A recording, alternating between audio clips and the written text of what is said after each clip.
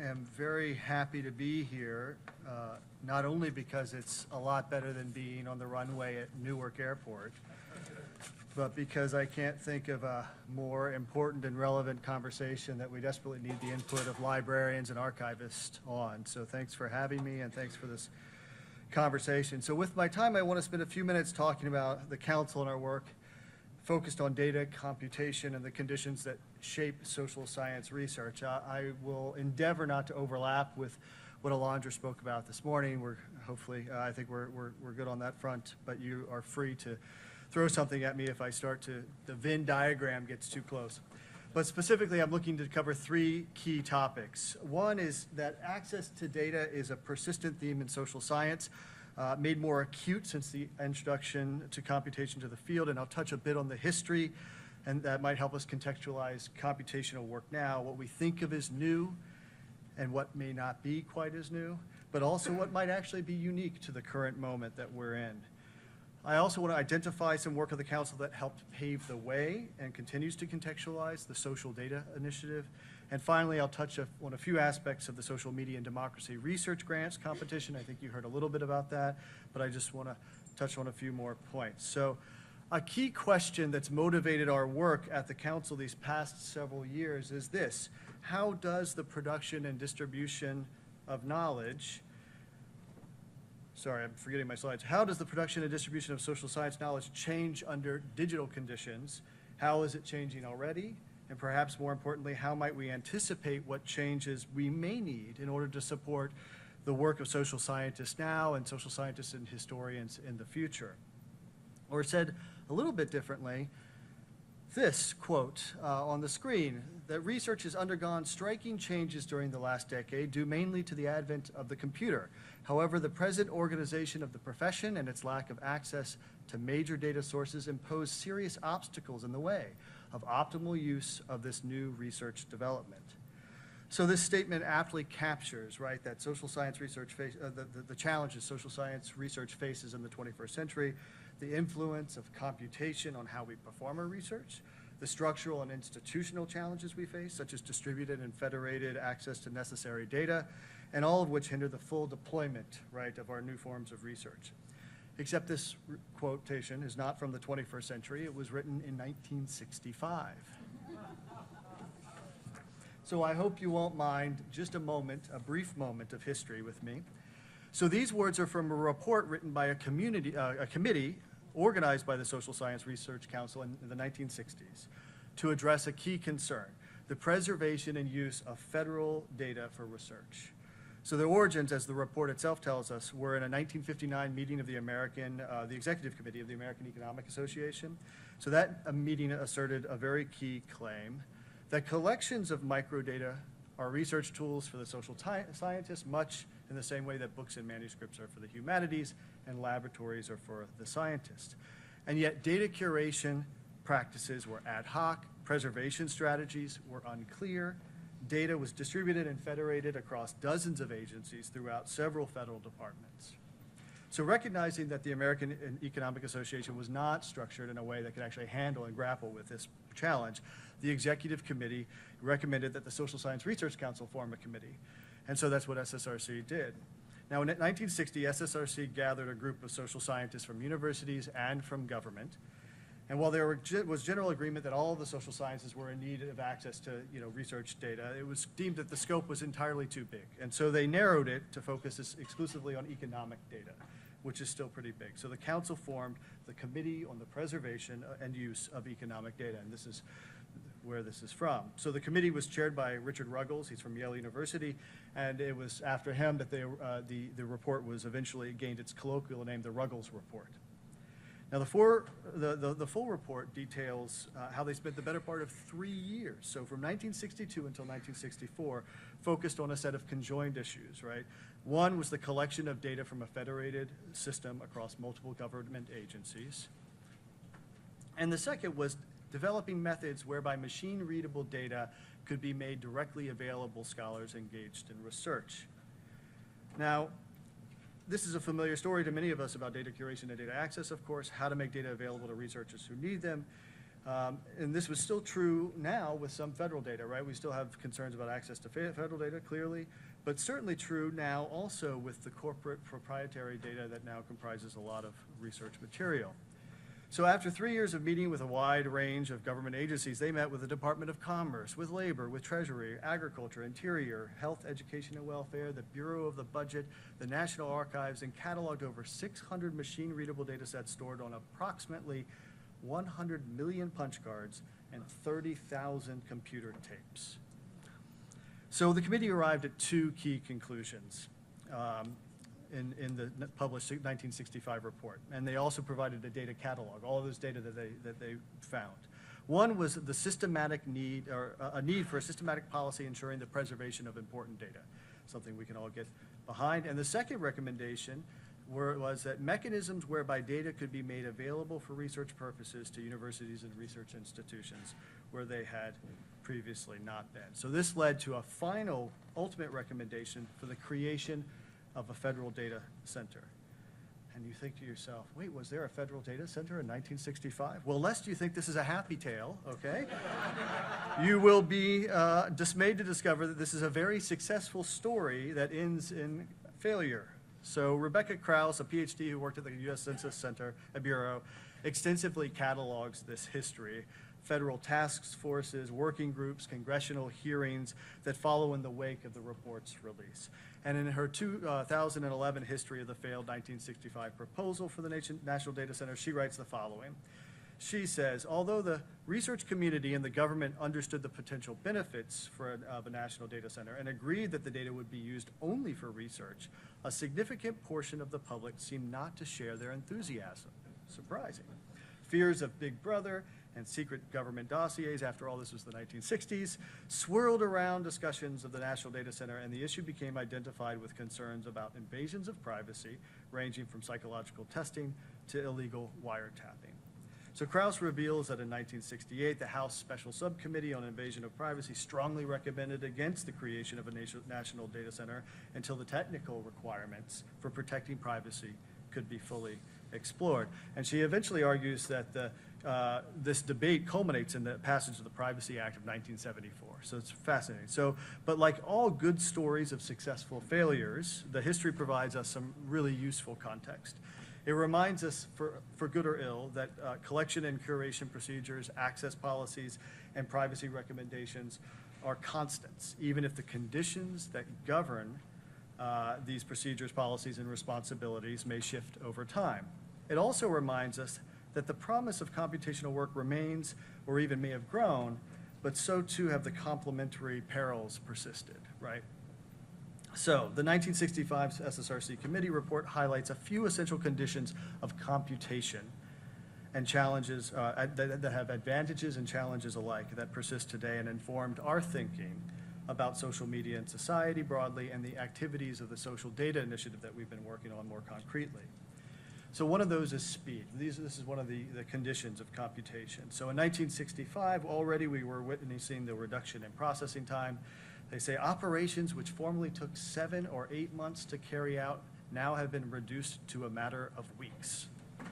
Hugely relieving. And then, you know, data processing techniques in some ways far outstrip now our own speed in cultivating useful data sets, right? We all know that it takes a lot longer to clean the data, cultivate the data, curate the data than it does to run the analysis at times.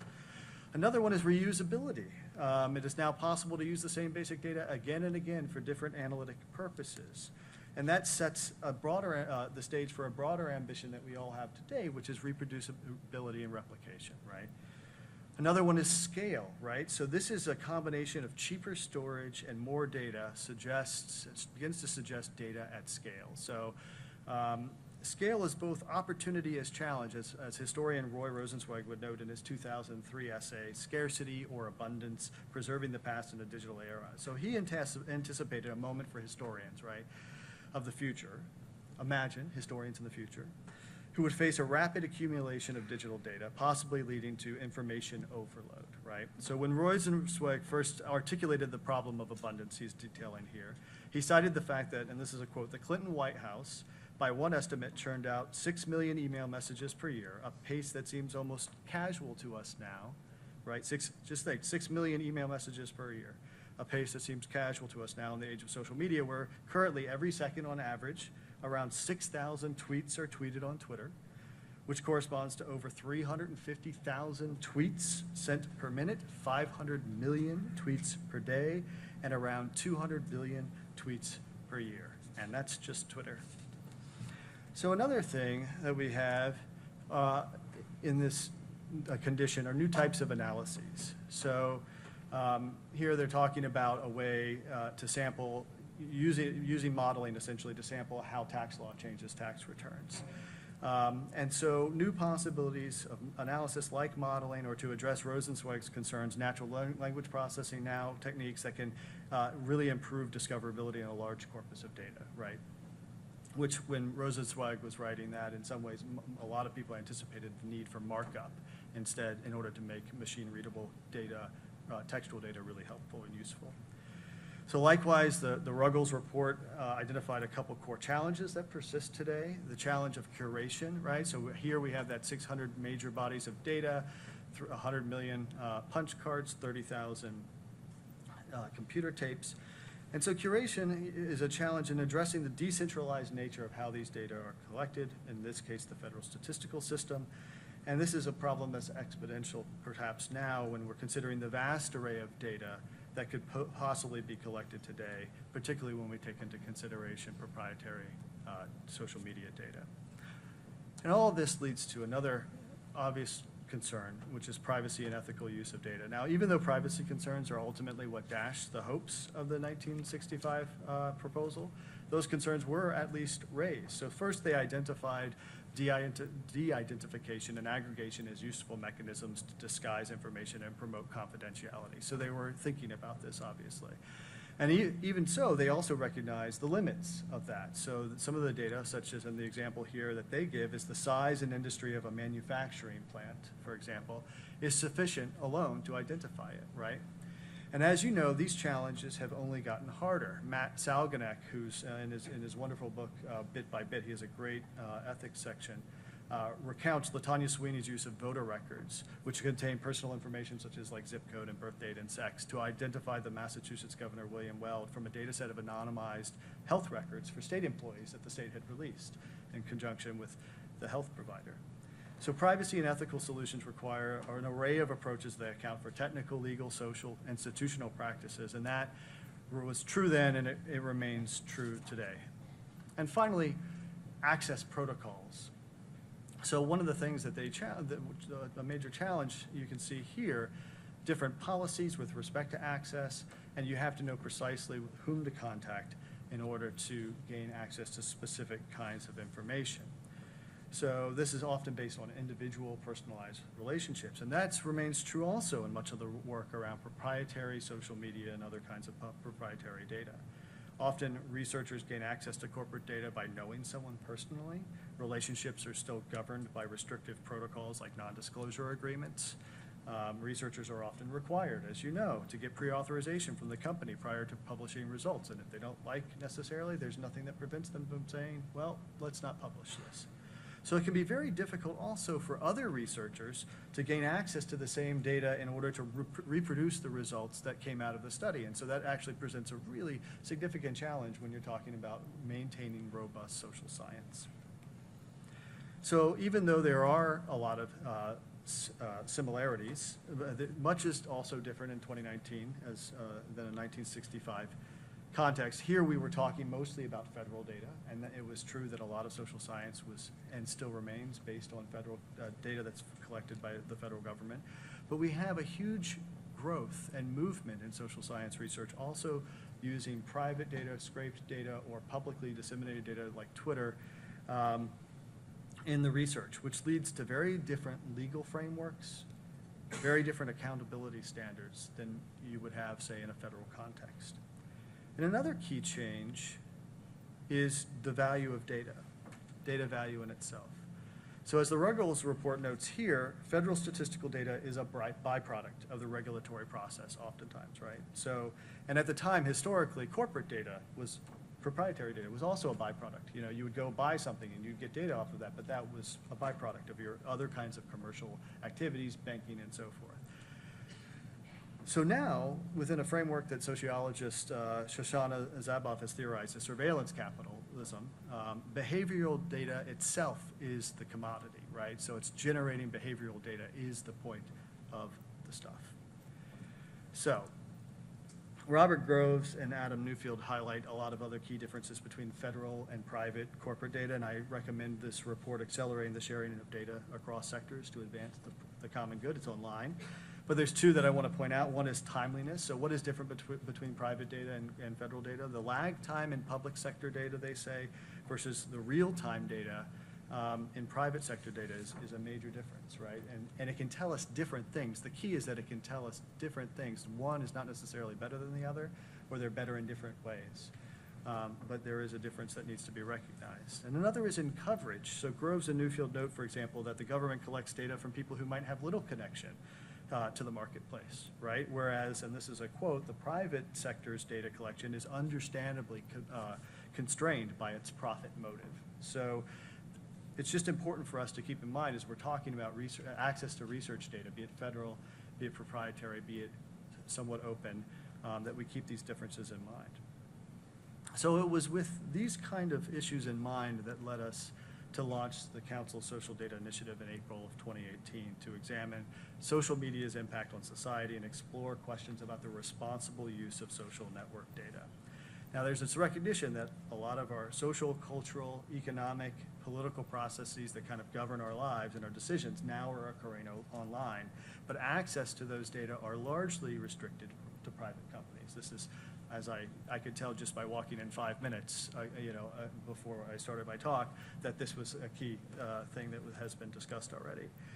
So the Ruggles report shows, these ideas have been percolating in a variety of programs since 1965, and you've heard a little bit about our more recent work from Dr. Nelson in the Secure Knowledge Task Force, which identifies this shifting data landscape and its influence on social science research, but also the shifting role of institutions, right? Which is what led the report to call for a new research compact. There's a couple of other programs at the Council, our Digital Culture Program and Media Democracy Program, that have also informed and continue to complement the work that we're doing in the Social Data Initiative. So I want to just touch on a few of those quick contextual ideas to help give a frame for what are the sort of questions and values that are driving our work. So earlier in 2018, we concluded what we consider the inaugural activities of the Digital Culture Program, which concerns itself with the role of technology in social science research, in the circulation and distribution of knowledge and the shaping of political and cultural systems. As you can imagine, we talked a lot with librarians in that discussion. For 18 months, and with support from the Carnegie Corporation, we organized a series of meetings on topics like curating knowledge under digital conditions and how to do digital social science, and we brought together scholars, publishers, librarians, archivists, graduate students across the disciplines to discuss how each aspect of their scholarly production, so when they did research, when they were writing, publication, archival, and data storage, has been influenced by the digital turn. We were trying to get a real handle on it. And much of that work is caught in Parameters, which is our online forum we created to showcase the kind of wide-ranging and conflicting perspectives on these issues. Now, participants reflected on how their work changes and doesn't change even as these modes in which knowledge is collected and shared and analyzed continue to be shaped by computational methods and platforms and tools. So several wrote about a strong desire to incentivize new forms of publication and data sharing that are increasingly open, collaborative, public. But even so, some, like Paul DiMaggio, Henry Farrell, raised daunting prospects for us that in an age of mis and disinformation, bad actors could manipulate the public record. So this question of mis and disinformation was recurring.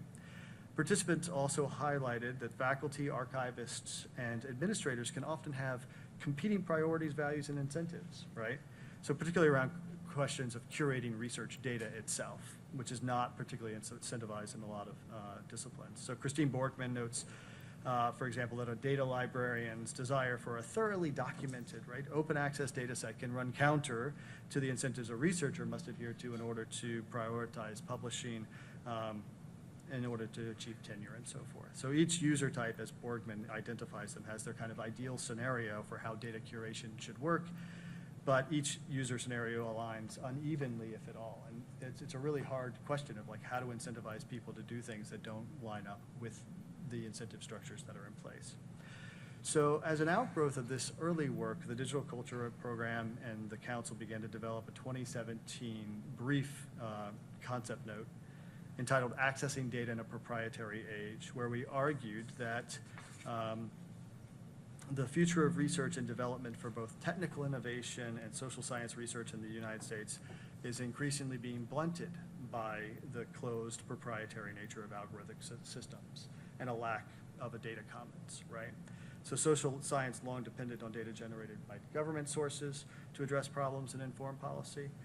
But we argued in an age where corporations hold unprecedented amounts or quantities of data, social science research is shifting its sources, challenging these norms of transparency across disciplines.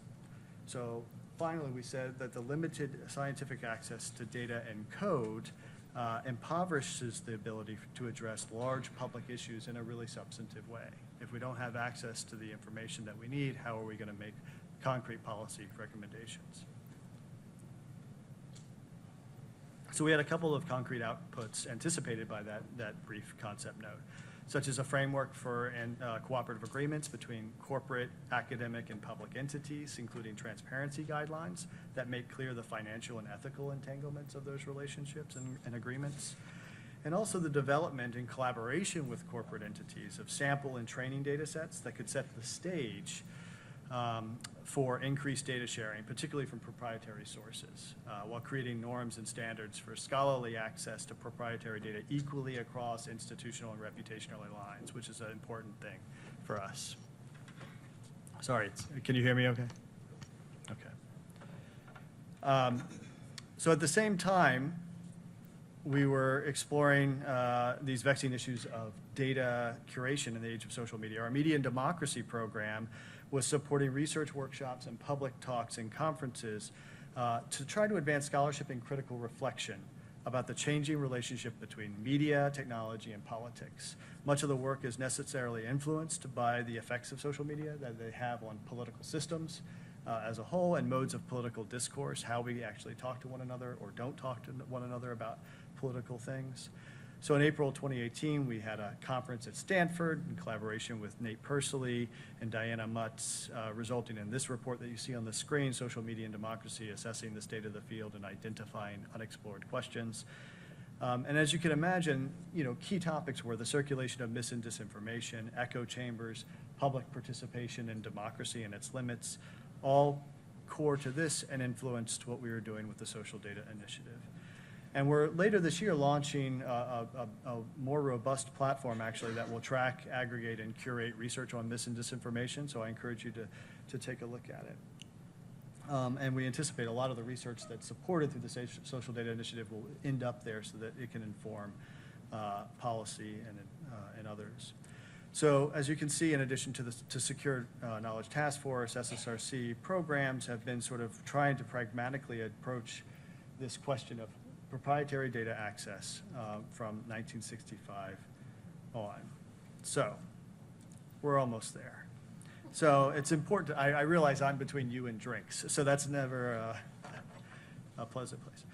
Important to note that many of the same domestic and global initiatives trying to tackle this problem, though, of how do we get access to corporate data that's so influential in our lives. And I want to just highlight quickly that one of the real values that the council's trying to advance is that this is a situation where many flowers must bloom, right? Direct engagement with corporations, and both formal and ad hoc, is a necessary step, and it's absolutely essential that we figure out how to do that.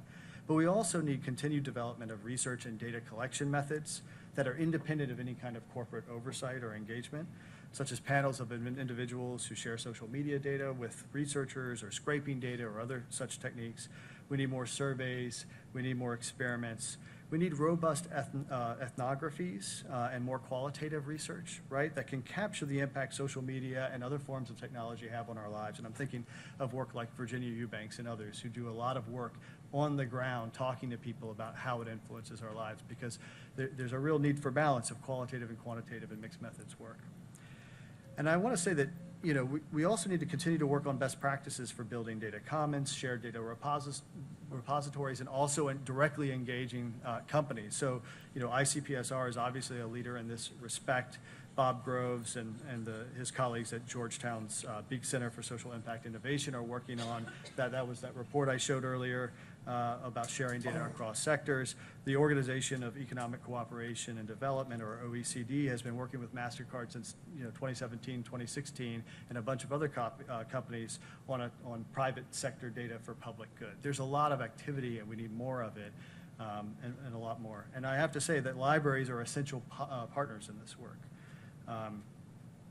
All right, so just to conclude, though, I want to focus for a moment a little bit more on what we're trying to do with the Social Data Initiative. It's this, and more particularly, the Social Media and Democracy Research Grants, which is one slice of things. So it's a unique partnership between Facebook, Social Science One, led by Nate Persley and Gary King, and the Social Science Research Council. And the themes, as I think you've probably heard, are democracy and elections, but there's wide interest in trying to figure out how to apply this to different areas. The data sets that are available, one is a data set focused on URLs that have been publicly shared across a particular time period, mostly like 2017 to 2018. And then they're trying to roll out additional data points or columns that align with how those URLs were shared as they address the privacy concerns that go with them.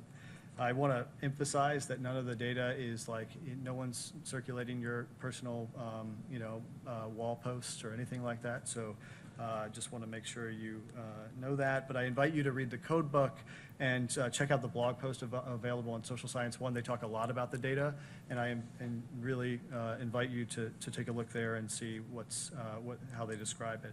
And there's also CrowdTangle and a political ads API that's available through this process. One of the key things one of the key aspects of the application process is that it's international. So the council is really committed to ensuring global participation and reaching scholars outside of the U.S. with funding streams that are dedicated to that. And we have, fortunately, researchers and peer reviewers have represented, every continent basically aside Antarctica in the work. But I want to touch quickly on four key values that are informing how we're structuring both the grant program and the larger social data initiative. Values that for systematic scholarly access. So the first one is systematic. We really want to create a systematic pathway to grant secure access to data based on clear review criteria via an independent peer review process. We are, one of the main challenges, as the Ruggles report pointed out, is that too often the relationships that allow are ad hoc, allow access to these data are ad hoc, and we would like to change that and broaden the pool. And one key aspect of that is keeping the selection and research process independent from industry partners to make sure that there's scholarly autonomy. Now, the next one is peer-reviewed. So in order to accomplish this trade-off of where we're asking companies to maybe back down from non-disclosure agreements, maybe not have restrictions where they have to absolutely approve any publication, what they need in turn is to trust that the people who are asking the questions are legitimate researchers with legitimate research questions. And that's a role that the scholarly community, including libraries, really can play to help facilitate this process. Another value is privacy protecting. So our partners at Facebook and Social Science One are working hard on technical implementations of privacy controls, including broadening the use of differential privacy. But all privacy approaches are also necessarily legal, social, and institutional, right? So legal, through grant terms and conditions, data agreements, they're setting norms and expectations. Social, by creating a community of researchers who can hold one another accountable. And institutional, by enlisting the researchers' institutions from the IRB, which is required at the outset of the application, to the commitment and support of deans or provost or department chairs who have to sign on to the research process. And finally, ethically sound. We're working with groups like Pervade, which is an NSF-funded group on data ethics, as well as building on longstanding norms and policies, resources like the Association of Internet Researchers Guidelines for Ethics, in order to really try to build out this ethically sound process. If you can't get an IRB from an international, particularly as a researcher, then we can help you get it. But as Matt Salganek says, IRB is a floor, not a ceiling, especially with the common rule changes that have been put in place with even aggregated data sets. Oftentimes these are exempt or not even under consideration. So we also in the application process ask a series of questions about ethical approaches to the research, how they view it. We require proposals using any external data to submit data management plans. And we added a robust layer of ethical peer review specifically to ask questions about potential harms and trade-offs for the public good. So far from a simple approval process, this review framework that we've generated offers a list of suggestions that come out of it to the researchers, and when appropriate, actionable steps that they can take to better protect their subjects from harm. Okay. So just very quickly on the structure, SSRC provides administrative infrastructure, the social data review framework, and the grant management processes. Social Science One works with Facebook to develop the data sets, the technical privacy protections and legal frameworks for access. Facebook supports the creation of the data sets and the training of researchers. And finally, and I mean, I can't tell you how important this aspect is, the funding consortium, and you can see the 8 funders on the screen, not only provide financial resources, but really helpful oversight and review to ensure scholarly independence. So we've talked a lot about the review structure, and I'm just going to skip by that, but I'll be happy to take questions. But And just to say that we announced our first awards on April 29th. This was a long time coming, and we're very excited about these 12 research teams with over 60 participants. It represents 30 institutions in 11 countries, and this is just the first cohort. So we anticipate more coming down the pike. This is just 4 of the many research teams.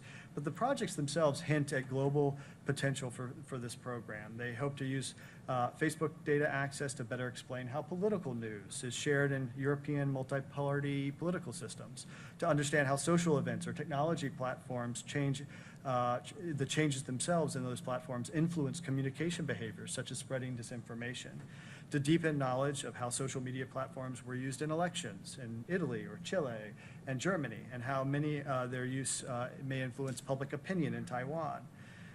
Some projects seek to provide a richer understanding of the relationship between social media platforms like Facebook and more traditional news media. And finally, how society can better distinguish legitimate news sources from unverified ones. So, even though we had an unsuccessful attempt at a unified data center in 1965, rather than an individual data center or a single grant program, the larger ambition of the Social Data Initiative is to help advance new and refined approaches to using social media data in research in more robust and systematic ways. And so in doing so, we really believe that we can enrich both our understanding of how society works, but also inform policies and platforms that shape it. So I look forward to your questions. Thanks so much.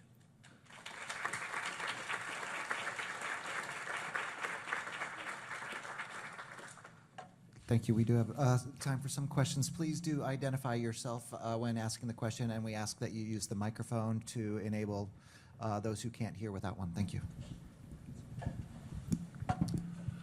Hi, I'm Jim O'Donnell from ASU. I just wanted to underscore, good to see you, Jason. Good to see you. The problem you're describing with the current case we're having that librarians will relate to. We have faculty salivating over a database that they want to get to. Material collected by the Nielsen Company over many years of retail transactions and details of those retail transactions and demographic information about the people involved in the retail transactions. The problem is this license is presented to us with huge restrictions.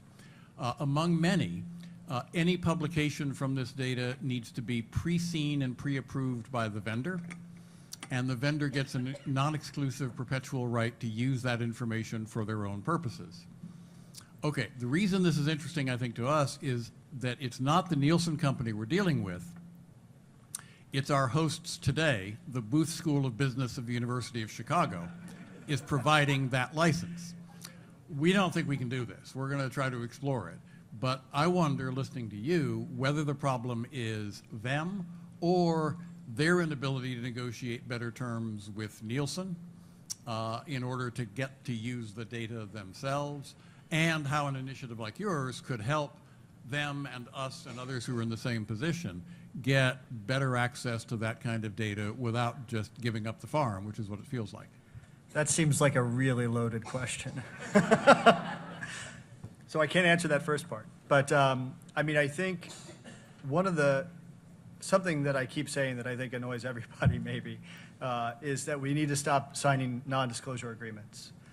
Because a lot of times non-disclosure agreements, and this isn't just true with corporations like social media companies, this is true, and I'm speaking for myself, just to be really clear, not for the council. This is no official position. This is true, for publishing companies, right? Libraries signing agreements and so forth. I think there are certainly reasons for non-disclosure agreements.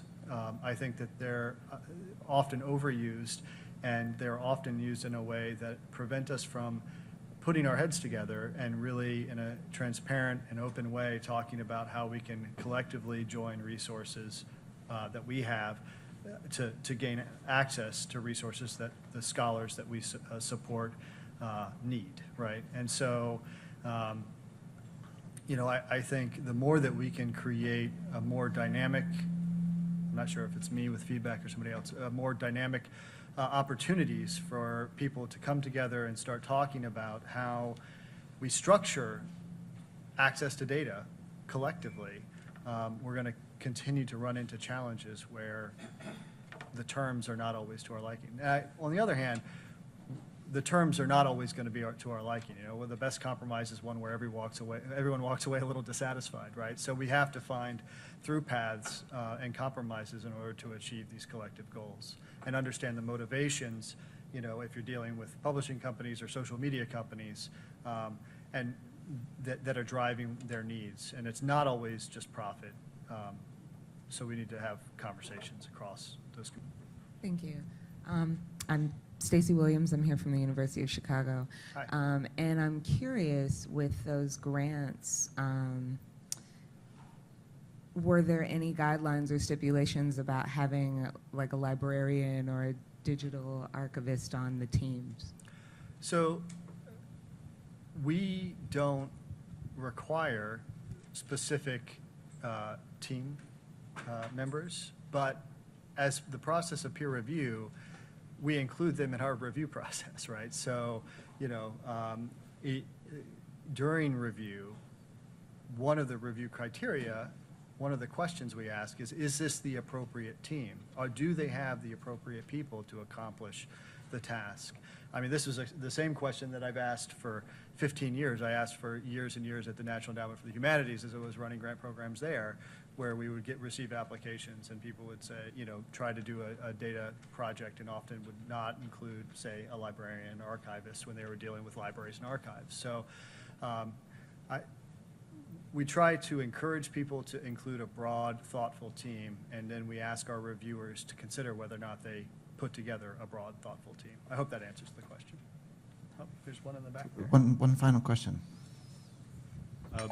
Please identify yourself, please. Yeah, Bernie Riley, formerly CRL. The social media data is only really one type of data that's been hoarded by the corporate sector. There's a lot of other data, even data for the social good, like climate data, food supply data, agricultural data, that kind of thing that's kind of locked up in the corporate sector. Are there any kind of cross-disciplinary efforts, or is SSRC reaching out to other disciplines and other fields to see if maybe some of these problems are solvable with common solutions? Great question. Yes, we are. No, I mean, so this goes back to the point that I tried to make earlier, which is, there are lots of folks who are working on these issues. So the EOCD, for example, the Data for Public Good project that they've been doing with MasterCard, and they've involved, so it's MasterCard, not a social media company, Google, a bunch of other social media companies, also some non-tech companies involved in that initiative. And so there are ongoing efforts, but there need to be more. I know that on our end, we're definitely, we have a group that's working on climate, social science. We have, or more than one group working on climate, social science. We have groups that are working on health data issues. And as you say, not all of this is social media data. For the purposes of this particular grant program, which is just a slice of the effort that we're trying to put forward with the Social Data Initiative, this was a group of funders who were deeply concerned and have been funding research on questions of disinformation, misinformation, election interference, all this sort of stuff. And they have been doing this independently and recognized how challenging this work is without access to particular kinds of data, and also how necessary it is to help social media companies, any kind of company, do better business that better supports and protects the folks who use their products. And so that's why this slice of the Social Data Initiative has that kind of support. But we're certainly hopeful to be able to build out, as you suggest, a lot of other avenues of research engaging the same kinds of frameworks. But the advantage here is that we're at least getting to test the framework in one and to see how it can then apply across others. Anything else? Thank you, Jason. Well, We thank really you. appreciate it.